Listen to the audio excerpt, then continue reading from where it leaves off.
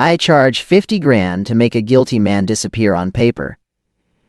Usually, I do it by inventing a perfectly plausible ghost for the cops to chase instead. Last night, I drafted a fake profile about a left-handed drifter with a shattered kneecap to get a local alderman off a brutal murder charge. This morning, a left-handed drifter with a shattered kneecap was found bleeding out in my bathtub, clutching the exact burner phone I made up for the file.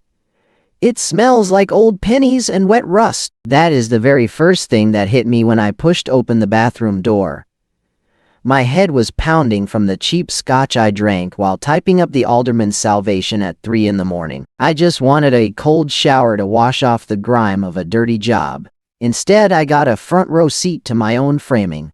He was slumped against the white porcelain, the water from the leaky faucet dripping rhythmically onto his collarbone. Drop! Drop! His left arm hung limp over the side of the tub. A cheap silver watch strapped to the right wrist. Left-handed.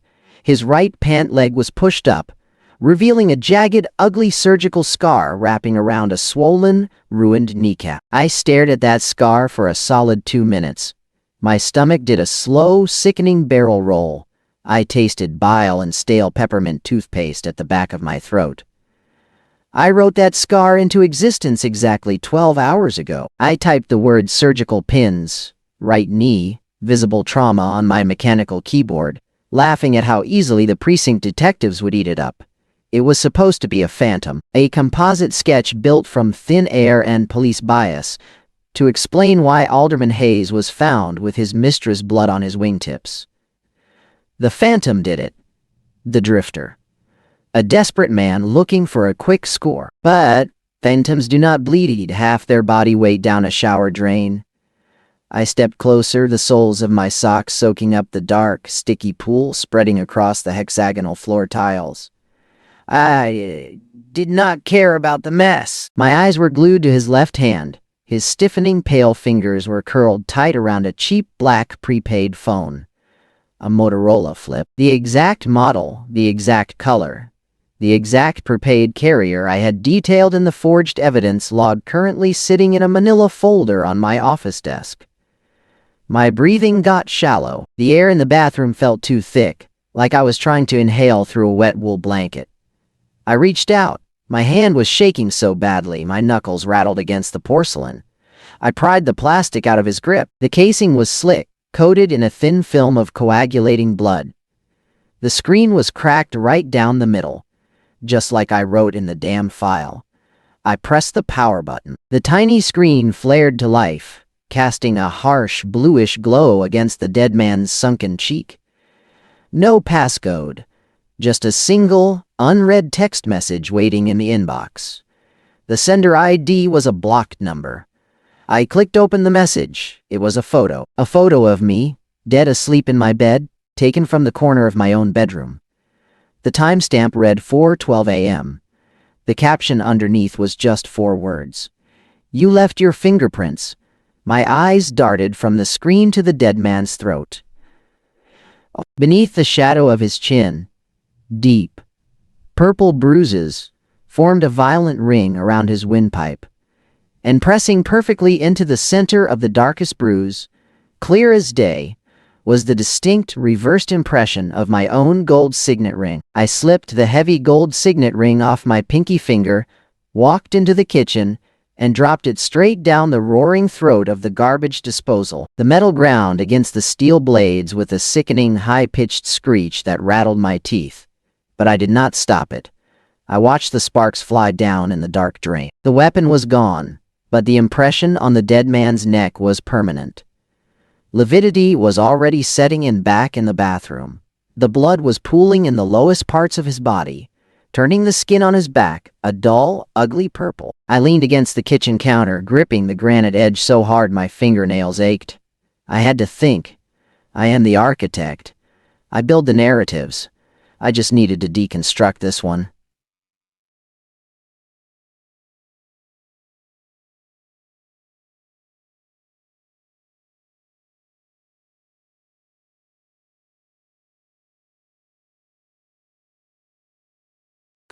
They bypassed the deadbolt, brought a bleeding man into my bathroom, and choked the last breath out of him, pressing the cold gold of my ring against his windpipe, while the scotch kept me dead to the world.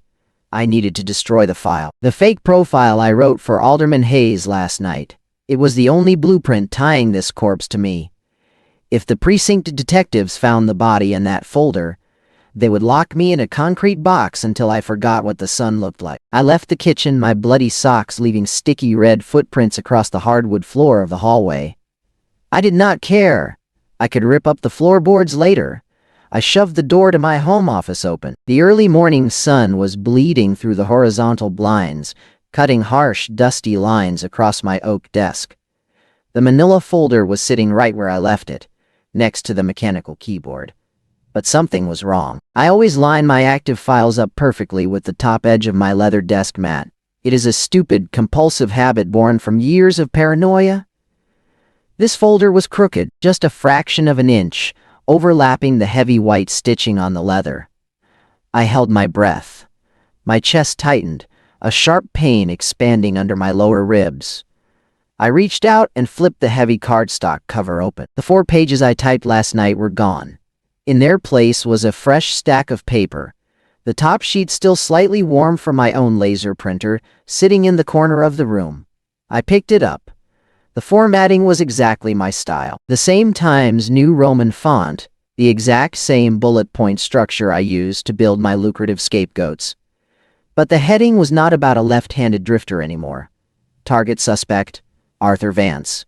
Occupation, private investigator. Motive, blackmail dispute resulting in involuntary manslaughter. I scanned the paragraphs, my vision blurring at the edges. It was a flawless, airtight narrative, detailing exactly how and why I murdered the man currently bleeding out in my bathtub. It included banking routing numbers for a hidden Cayman account I had not touched in 6 years. It referenced a deleted wiretap conversation I had on an encrypted drive hidden inside my wall safe.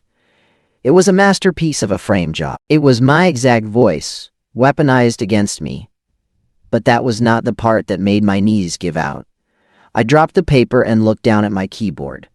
Resting perfectly on the spacebar was a heavy gold signet ring. I slowly turned my head toward the kitchen. The garbage disposal was still humming softly in the distance. If my real ring was sitting right here on the keyboard, what the hell had they left on my nightstand for me to blindly destroy in the sink? I used to tell my clients that panic makes you blind, but I never realized it makes you deaf too. I stood over my keyboard, staring at my actual signet ring, trying to remember the exact weight of the metal I had just shoved down the kitchen sink. It felt heavy. It felt like gold. But when your blood is moving so fast you can hear it in your teeth, your senses lie to you. The killer knew that.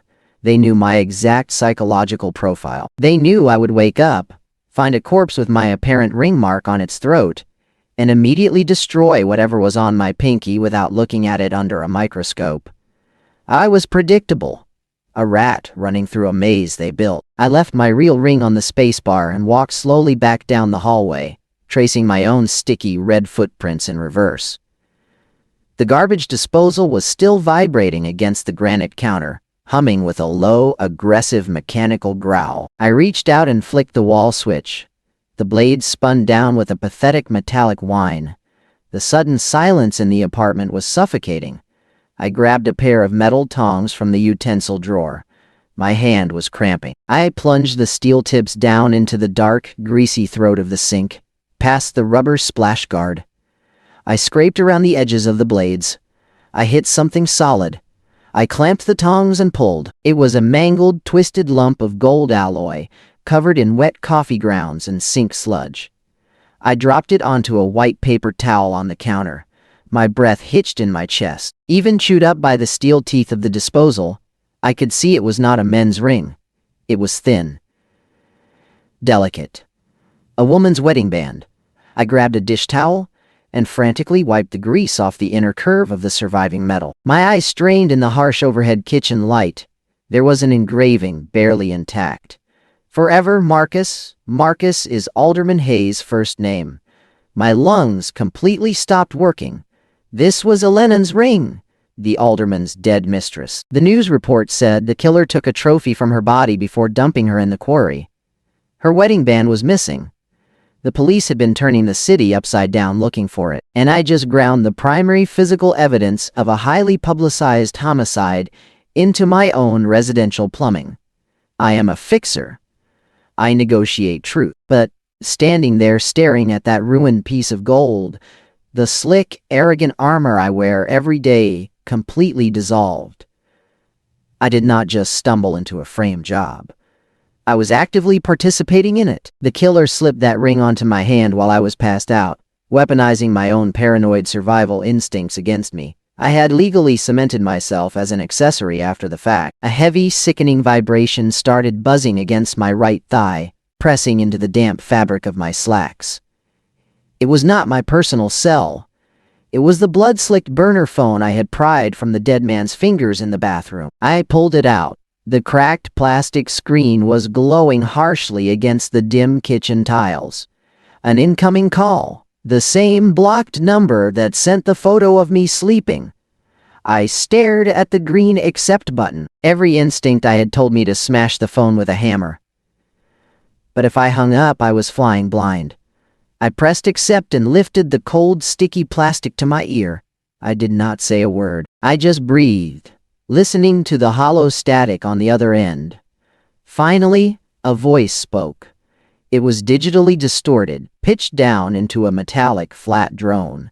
But the pacing was strangely calm. "The plumbing in your building is notoriously bad, Arthur," the voice said. "You really should have used the trash chute." I didn't hang up. I just stood there, gripping the blood-slicked plastic of the burner phone so tight, the cracked screen bit deep into my palm, realizing the walls of my own apartment had just become a glass cage. The voice on the line was not just digitally distorted. It was completely stripped of human inflection, clinical, hollow. I forced my breathing to slow down, pressing my back flat against the kitchen cabinets to ensure no one was standing behind me. "Where are you?" I asked. My voice sounded pathetic, gravelly and thin. "I'm looking at the back of your head, Arthur," the metallic drone replied. "You missed a spot of blood on the collar of your shirt." My stomach dropped straight through the floorboards. I didn't spin around. I just froze. My eyes darted across the kitchen landscape. The digital microwave clock, the smoke detector, the rusted air vent above the stove. I sweep my apartment for bugs every Sunday. My paranoia is my most lucrative professional asset. But this was not a passive wiretap. It was a live feed. "You have a genuine talent for fiction," the voice continued, the pacing infuriatingly calm as it ignored my silence. "You build such beautiful, tragic scapegoats for the worst people in this city. You give monsters a permission slip to keep hunting. You think you sit in the neutral zone, just a pen for hire. But that blood on your floor, that is your ink." I swallowed hard. The metallic tang of pure, unadulterated terror was completely overriding the residual scotch in my system. I finally turned my head, my eyes locking onto the small, slatted grate of the ventilation shaft near the ceiling. A tiny, microscopic red lens flared back at me from the dark dust. "What do you want?" I demanded, my voice dropping to a harsh whisper. "Money. If Alderman Hayes finds out I compromised, Hayes is a symptom." The voice cut me off. "You are the disease. You broke the cardinal rule of your own storytelling art. You never cared where your inspiration came from." "Who is in my bathtub?" I choked out, the sweat on my forehead running down into my eyes. "I made that drifter up. He didn't exist until you typed him into reality," the voice said. "But the raw materials had to come from somewhere. Go back to the bathroom. Look at his face. Look at who I used to build your character." My legs felt like wet cement, but I forced myself to walk. Down the hallway, past the home office, tracing over my own red footprints. The smell of old pennies and rust was physically suffocating now. I pushed the bathroom door wider, the hinges squealing in violent protest. I knelt beside the tub, ignoring the cold, sticky warmth seeping through the knees of my slacks. I reached out, grabbed the dead man by his damp hair, and yanked his head back, pulling his face completely out of the shadows. The swollen jawline, the slight crook in the bridge of the nose. My lungs seized. I dropped his head back against the bloody porcelain with a sickening thud. It was not a stranger. It was a man who was supposed to be locked inside a maximum security cell 3 states away. It was my younger brother, David, the brother I personally framed for embezzlement 5 years ago to keep my own license from being revoked. My eyes snapped down to his right leg. I looked at the ruined, shattered kneecap I had just assumed was an old surgical scar. It was not old. The flesh was raw, hastily stitched shut with thick black fishing wire over pulverized bone. The killer did not just find a random vagrant who matched my fake profile. They broke David out of prison, dragged him to my apartment, and methodically mutilated him with a hammer until his body perfectly mirrored the lie I invented last night to save a corrupt politician. I didn't weep. I didn't scream. I just sat there, my shins pressed into the cold, wet tile, staring at the empty, sightless sockets of my own brother. My hands were shaking so badly that the floorboards beneath me seemed to be vibrating in sync with my own pulse. David. 5 years of burying his name, of telling myself he was better off in the system, that he was a screw-up who brought it on himself. All of that architecture collapsed in one heartbeat.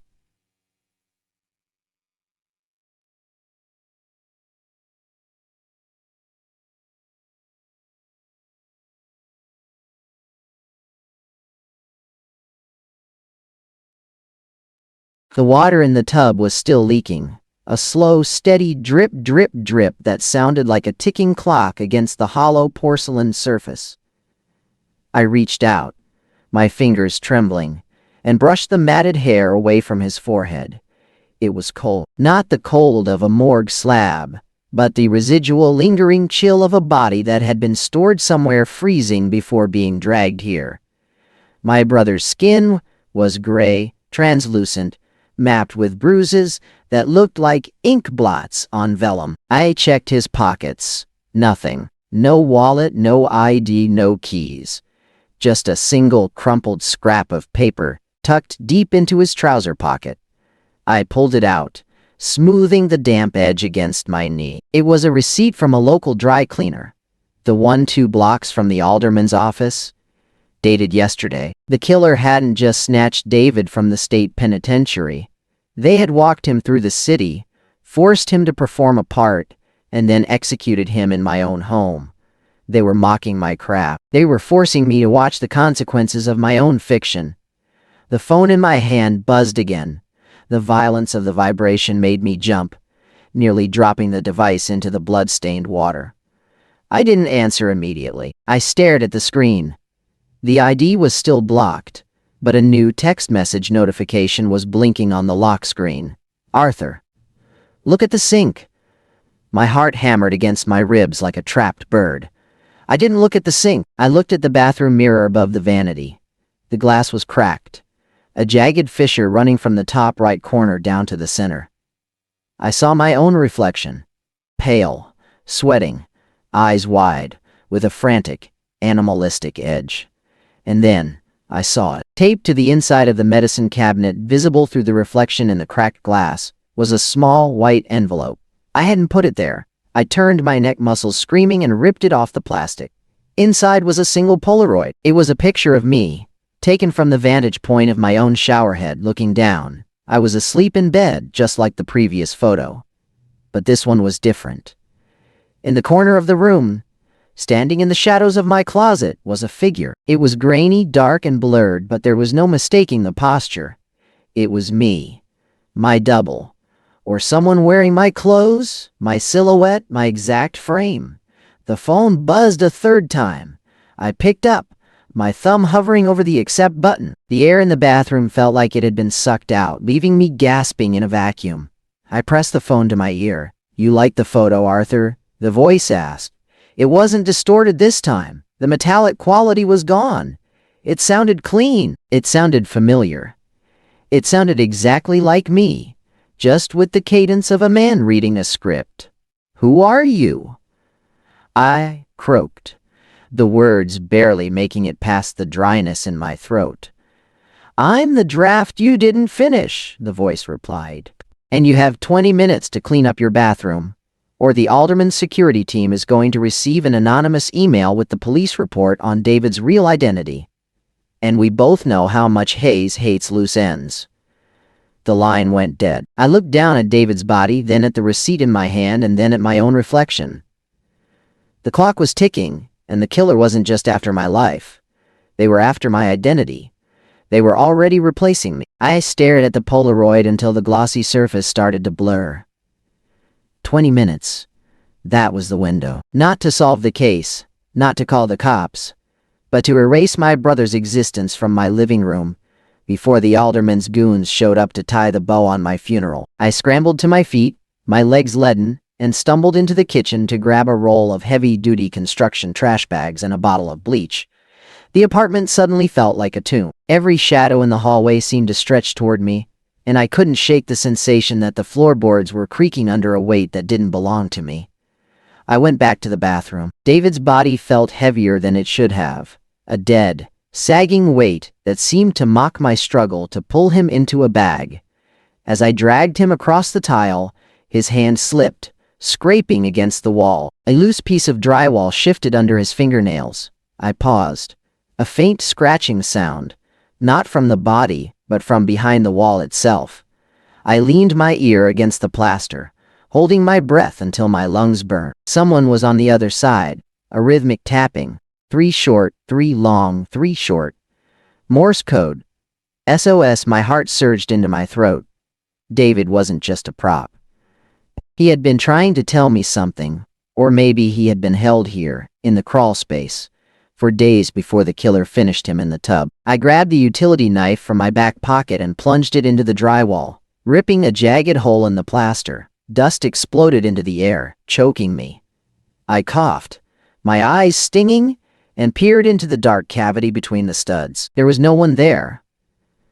But there was a small, battery-operated camera mounted to the wooden frame, its red status light blinking in the darkness, and a mess of wires leading toward the floorboards. Taped to the back of the camera was a small laminated slip of paper. I fished it out with the knife tip. It wasn't a threat. It was a list. 1. Alderman Hayes. 2. The district attorney. 3. The chief of police. 4. Arthur Vance. It was a kill list, and my name was the only one not crossed out. The sound of a heavy key turning in my front door lock echoed through the hallway. It wasn't the sound of an intruder breaking in. It was the slow, confident turn of someone who possessed a spare. My keys? The ones I kept in the bowl on the entryway table. My blood turned to ice. Someone had been inside my apartment long enough to clone my keys, or they had just walked out and come back in with a copy of my life in their pocket. I dropped the knife and dove behind the bathroom door just as the front door clicked open. Heavy, measured footsteps crunched across the hardwood. They weren't trying to be quiet. They were walking with the casual arrogance of a landlord. "Arthur," a voice called out. My breath hitched. It was the alderman's voice, but it sounded wrong. Flatter, more rehearsed, like a man reading lines from a script he didn't quite understand. I peered through the crack of the door. The alderman was standing in the center of my living room, staring at the empty manila folder on my desk. He wasn't alone. 2 men in dark, charcoal suits stood behind him like statues, their hands resting inside their jackets. The alderman reached out and picked up the signet ring I had left on the spacebar. He turned it over in the light, his face devoid of emotion. "He's not here," the alderman said, his voice dropping into that same metallic, distorted drone I had heard on the phone.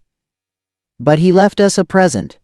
He turned his head toward the bathroom door. He wasn't looking at the door. He was looking through it, his gaze locked directly onto my position. "I know you're in there, Arthur," he said, and for the first time he smiled. It was my smile. The exact, practiced, cynical smirk I used when I was closing a deal. "And I think it's time we finish the draft." I didn't think. I moved. The moment he smiled with my face, A primal, jagged panic ripped through my gut. I didn't reach for a weapon. I reached for the light switch. I slammed it down, plunging the bathroom into total, absolute darkness just as the heavy thud of leather soles hit the floorboards of the hallway. I threw the plastic shower curtain rod, a clumsy whistling projectile that clattered against the wall, hoping to draw their fire.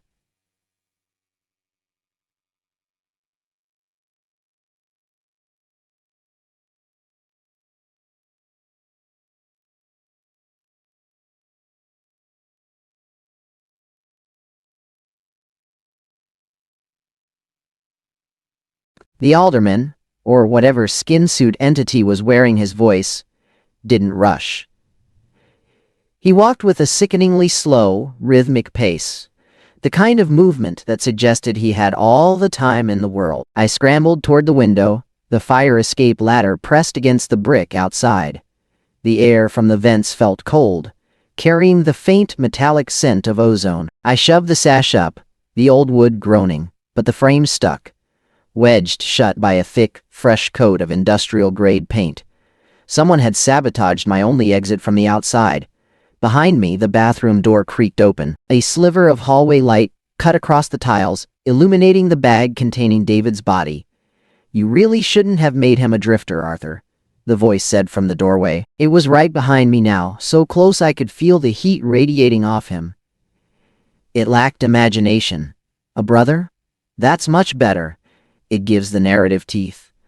I spun around, my back hitting the cold window pane. The man standing there was Alderman Hayes, but his eyes, those dull, gray, political eyes, were fixed on me with a predatory intensity that didn't belong to a career politician. He was holding a silenced pistol, the barrel pointed casually at my chest. The two suits behind him stayed in the shadows, their silhouettes motionless, waiting for an order that seemed to exist outside of human time. "You're not Hayes," I spat, my voice cracking. I felt the glass behind me vibrating with the distant rumble of a subway train beneath the city. "I am whoever the script demands," he replied, and he reached up, pressing a thumb against the corner of his jaw. The skin didn't wrinkle. It shifted, a subtle, unnatural ripple like liquid silicone. "You spend your life editing reality, erasing the parts that don't fit the agenda. Why are you so surprised when someone starts editing you?" He stepped into the room, and I saw what he was holding in his other hand. It was a digital voice recorder. My voice recorder. The one I used to dictate my clients' alibis. "I've listened to every tape," he whispered. "Every lie you've ever sold to keep a monster out of a cage. You think you're the storyteller, but you're just a ghostwriter for the city's worst impulses. And the story is getting boring, Arthur." He raised the pistol. The silence in the room was absolute, a heavy, suffocating pressure that made my ears ring. I looked down at the floor, at the blood still staining the tiles, and realized the trap hadn't been set today. It had been under construction for years, built out of every small, dirty compromise I had ever made. "Wait," I choked out, a desperate, pathetic, final plea.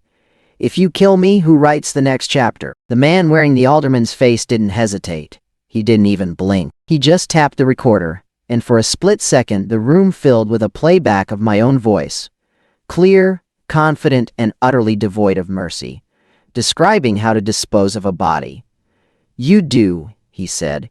He pulled the trigger. The sound wasn't a bang. It was a soft, wet pop, like a seal breaking on a pressurized bottle. My chest erupted in a hot, blinding flash of white agony, and as I crumpled to the floor, the last thing I saw was the man reaching into his pocket, pulling out a pen, and walking toward my desk to start the next page. The agony didn't come all at once.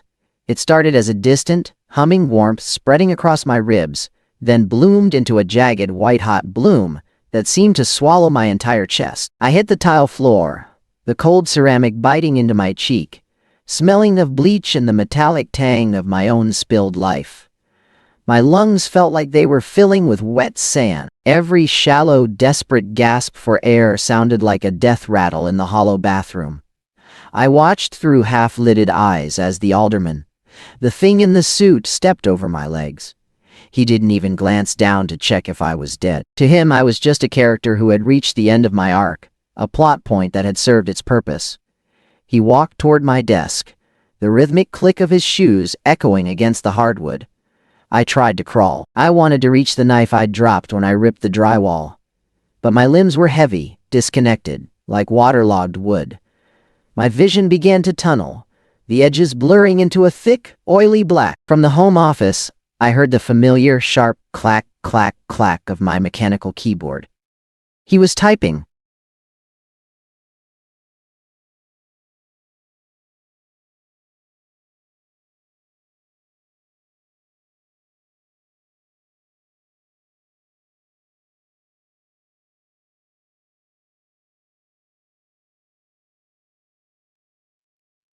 He was probably drafting the police report, the confession, the suicide note that would explain why a disgraced pie decided to kill his own brother and then put a bullet in his own heart. The audacity of it, to finish my story while I was still twitching on the floor, sent a surge of cold, spiteful adrenaline through my dying nerves. I dragged myself another inch. My fingernails scraped against the grout, leaving red streaks. I needed to see. I needed to know what he was writing. "You're a meticulous bastard, aren't you?" I wheezed. The sound was more of a gargle. The typing stopped. The silence that followed was heavy, expectant. "Every great story needs a solid epilogue, Arthur." The voice called out from the office. It was no longer imitating the alderman. It was my voice. Exactly mine. The same raspy, cynical tone I used when I was drunk dialing my ex-wife. The same precise diction I used when coaching a client. The ending is the only part that matters. It's what stays with the audience. And your audience, the city, the police, your creditors, they want a tragedy, so I'm giving them one. He walked back into the doorway. Holding a piece of paper, he leaned down, his face inches from mine. Up close, the artificial nature of his skin was terrifying. The pores were too perfect, the texture slightly too smooth, like refined wax. "I'm not going to finish this alone," he whispered. He grabbed my limp, bloody hand and forced my fingers to grip a pen he pulled from his breast pocket. "You're going to help me sign off on this." He guided my hand toward the back of the confession note. My heart was slowing, the rhythm becoming erratic, fluttering like a dying moth. The room began to spin, the ceiling rotating in slow, dizzying circles. I knew that if I signed this, if I let him drag my hand across that paper, the truth of David's death, the truth of my own framing, would vanish into the sewer of history. I had one last shred of agency left, one final piece of the narrative I could manipulate. I didn't reach for the paper. I reached for the burner phone lying in the pool of blood near my knee. My fingers brushed the cracked screen. The call logs were still open. I felt for the button, my thumb finding the last dialed number. Not the blocked caller. The local precinct tip line I'd used to anonymously report suspicious activity 100 times over the years. I didn't have the strength to speak, but I didn't need to. I just clicked the call button and pressed the phone into the wet, sticky blood beneath me. Let them hear the wet, ragged sound of a man dying. Let them hear the sound of their city's favorite fixer taking his final pathetic breath. The man in my skin froze. He snatched the phone from my grip. But it was too late. The call connected. 911. "What is your emergency?" A dispatcher's voice, tinny and distant from the device, filled the room. The man stared at the phone, then at me. His artificial face contorted, not in anger, but in a sudden, sharp frustration. He didn't look like a master manipulator anymore. He looked like an actor who had just realized the curtain wasn't coming down. "Cut the feed," he snapped at the men in the shadows. He looked back at me, his eyes cold and empty. "You just ruined the pacing, Arthur." The dispatcher's voice kept crackling from the phone, a distant, sterile sound that felt like it was coming from a different galaxy. "Hello? Can you hear me?"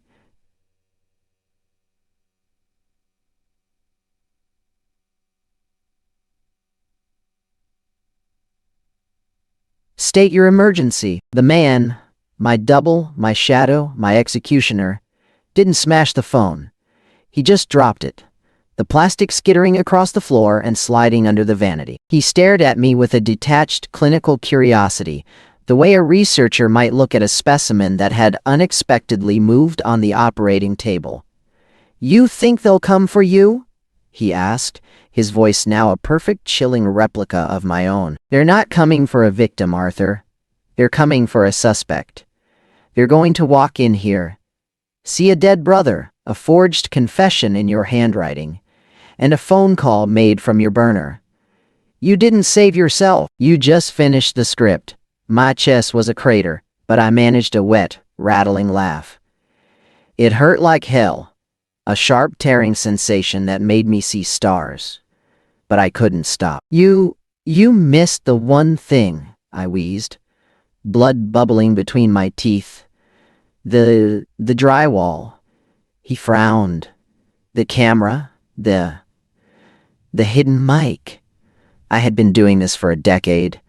I didn't just sweep for bugs. I recorded everything. My apartment was a soundstage, rigged with high-fidelity microphones in the crown molding, under the floorboards, behind every outlet.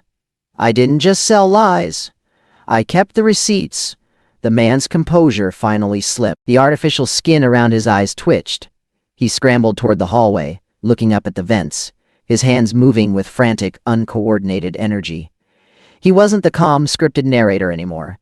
He was a thief caught in a spotlight. "Where is the server?" he hissed, his voice dropping into that metallic, distorted frequency. "Where is the cloud backup?" I didn't answer. I just watched him tear the baseboards off my wall, his hands shredding the plaster. He was losing it.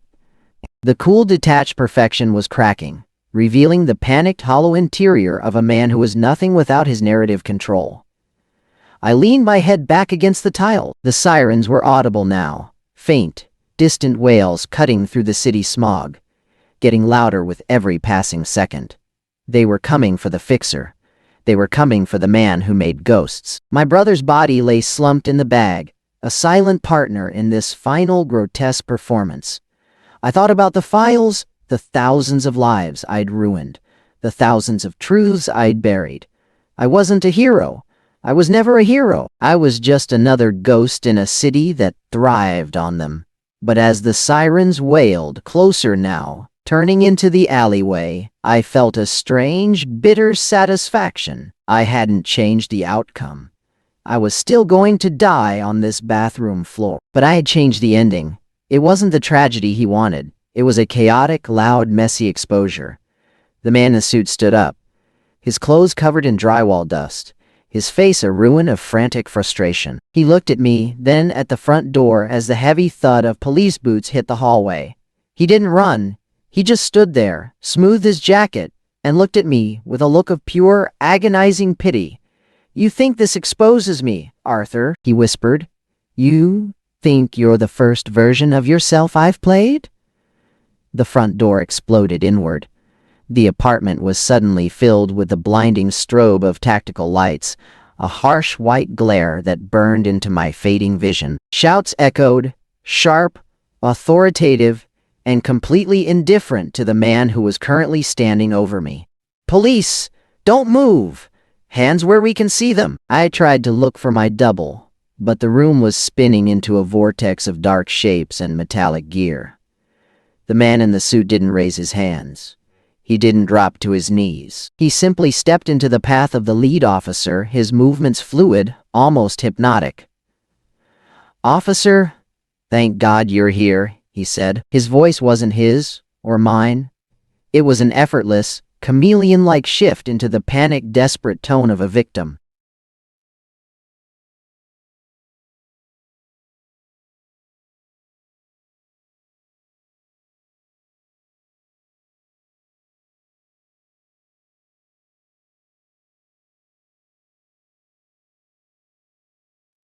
He's gone crazy. He was rewriting the scene in real time, feeding the cops the narrative they expected, the one that perfectly fit the crime scene he'd meticulously staged.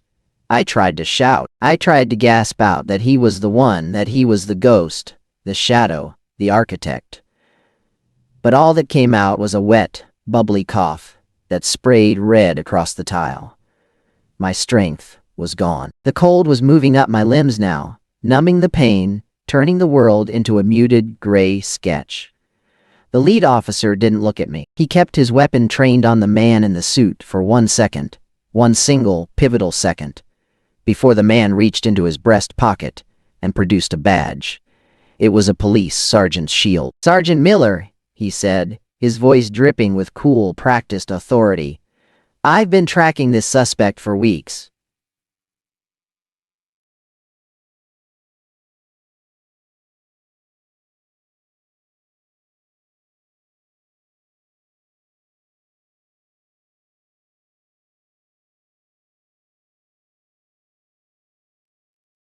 He's the one who framed the echo." The narrative was cemented.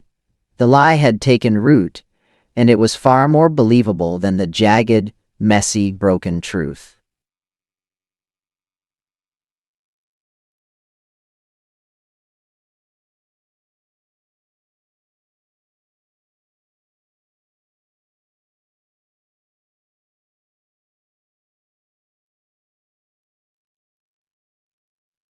Oh, he leaned down, his face a mask of profound, hollow exhaustion, and whispered into my ear, so only I could hear.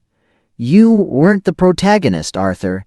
You were just the rough draft, and the editor always has the final say." He stood up, adjusted his cuffs, and walked out of the room, blending perfectly into the squad of officers. He was gone. He was nothing. He was everyone. The officer finally knelt beside me. He didn't check for a pulse. He just looked down at the blood-soaked burner phone in my hand, then at the body of my brother, and then at the confession note on the desk. He shook his head with a tired, weary sigh. "Damn shame," the officer muttered to his partner. Another one who couldn't live with what he'd done. As the world finally went black, I realized the ultimate horror. The man in the suit hadn't framed me. He had turned me into a story that was so perfectly, tragically cliché that even the police wouldn't bother to look for the truth. I had spent my life building stories for guilty men, and in the end, I had simply become the most convincing lie I ever told. The light didn't fade. It was edited out, and the story continued without me.